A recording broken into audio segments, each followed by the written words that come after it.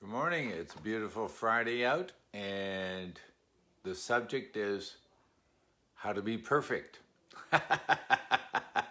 That's a good morning laugh for Friday, because everybody knows who's perfect. And good morning, Kevin. How are you, son? Patience, habits, perfect work, that you may be perfect and complete, lacking nothing. The problem with perfection is it requires friction. And friction creates the dynamic to put perfection together. And so it takes incredible pressure to create a diamond. It's perfection.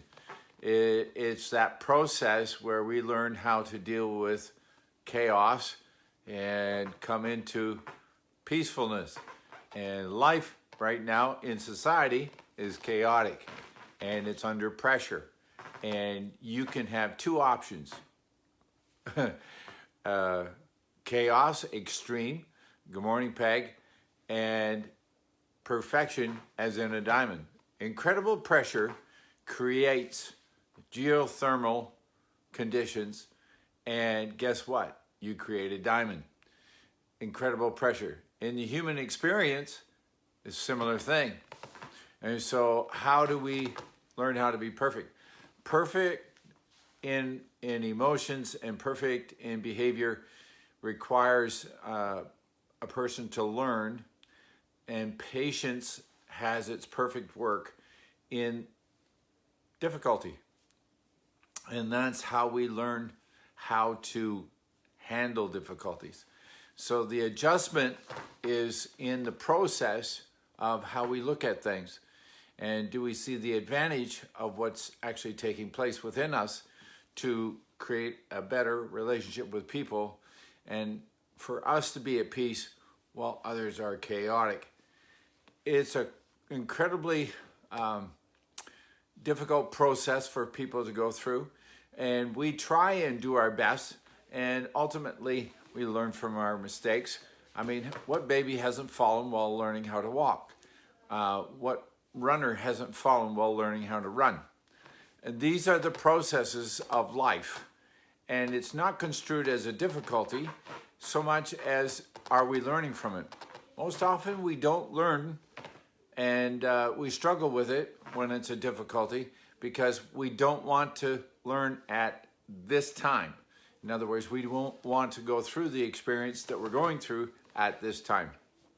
But there's various ways that we learn. And one of the things that I learned from Mr. Edison, Thomas Edison, in regards to his use of the tungsten light bulb is his attitude was to create longevity. And well, that didn't work. Then that didn't work. Then that didn't work. And he increased the thickness of the tungsten to create something that endures. You'll notice that some of the new light bulbs are supposed to endure so much more. That's because you have to change the material and you have to learn from previous mistakes. We're seeing these mass-produced light bulbs, and the tungsten was deliberately made thin. It's good for industry, it's good for production, but it's not good for the consumer.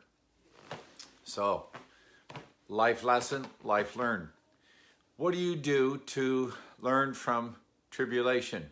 That's exactly the word that it uses in the scriptures, to create patience. Tribulation makes for patience. So we struggle with this whole issue in our inner person, trying to figure out how to be more patient. Well, it creates pressure and friction in order to create patience, and it doesn't come easily. So as you're looking at your life, I want you to look at the end. You say the end? You mean death? No. I want you to look at the legacy of what you leave behind. Not in material possessions, because they'll just disseminate them and spread them wherever. And it won't last. And all that money you tried to save, they'll blow it because they don't get what it takes to get there. Well, that's not what we want them to do. Well, welcome to life. Welcome to friction. In fact, our whole body is held together by friction. And if we didn't have friction, our skin wouldn't hold everything in. It has to have a perfect work. And so there's some science lessons, some physiology lessons, and some mental health lessons.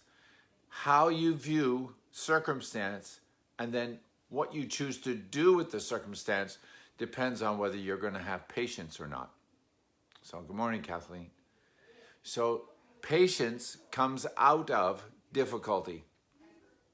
We're not comfortable with difficulty. We're impatient. We want to get where we're supposed to go and have it all done in a matter of minutes so we can sit around and do nothing. But that's not good for your body either.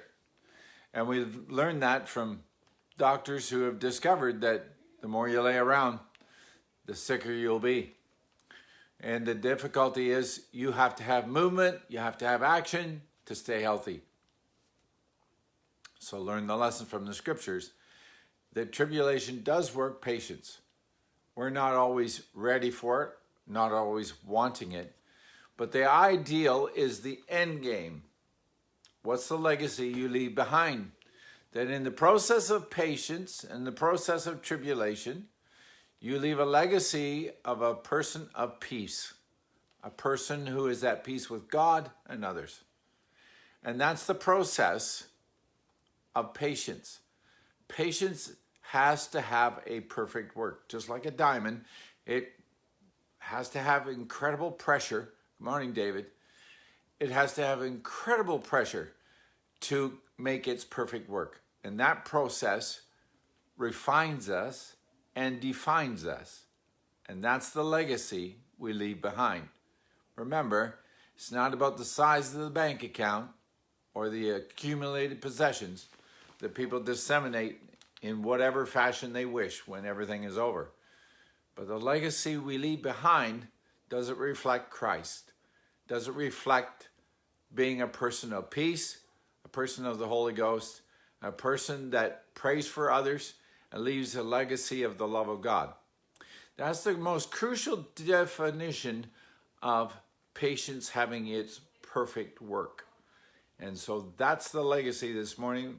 We're jump starting with Friday into our weekend, and we're going to have a Holy Ghost weekend, revival services here this weekend. So you make a point of tuning in and seeing what God is about to do, because patience is having its perfect work. God bless you. Thanks for tuning in. Thanks for your love and trust. And like and share and get it out there that Jesus is still on the throne. And we have a legacy of patience. And that love from God and that patience from God with us, we're transferring to other people. God bless you. Have a great day.